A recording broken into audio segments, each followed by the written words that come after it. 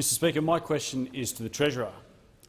Will the Treasurer outline to the House how the government's strong economic management is bringing the budget back into surplus and making it possible to pay back Labor's debt? Is the Treasurer aware of higher taxing alternatives? The Treasurer has to call members on my left. Cocky and arrogant.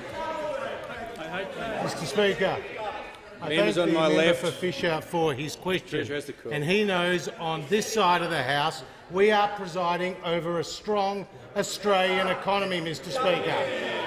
When we came to government, economic growth was 2.1%, Mr Speaker. Today it's 2.8%, Mr Speaker. When we came to government, unemployment was 5.7%, Mr Speaker. Today it is 5%, the lowest level in 7 years, Mr Speaker. We on this side of the House have created more than 1.2 million new jobs, Mr Speaker. And for those aged between 25 and 54, we are seeing the greatest proportion of that cohort in employment on record, Mr Speaker, over 80%. And for younger people aged 15 to 24, over the last financial year, over 100,000 got a new job. That was the greatest number, the highest number on record, Mr Speaker. And 200,000 Australian women found employment in 2017-2018, which was the highest number in 30 years, Mr Speaker. So not only are we creating jobs and growing the economy, but this year, when we deliver a budget on April the 2nd, it will be a budget surplus, Mr Speaker, and the first surplus in over a decade.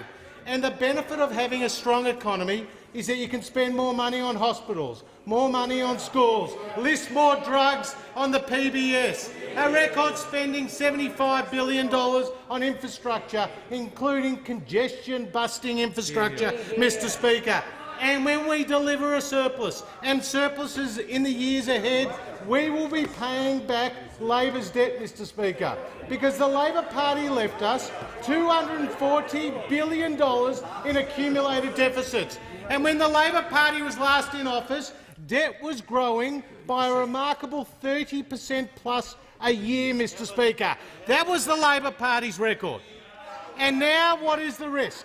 What is the risk to the Australian economy? It's coming from $200 billion of higher taxes from those opposite. Taxes on your business, taxes on your income, taxes on your savings, taxes on your property and taxes on your electricity bill, Mr Speaker.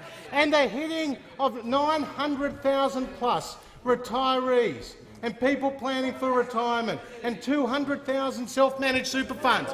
And the member for McMahon, with his sheer arrogance, says to those people, if you don't like our policy, don't vote for us, Mr Speaker. The sheer arrogance of the member for McMahon.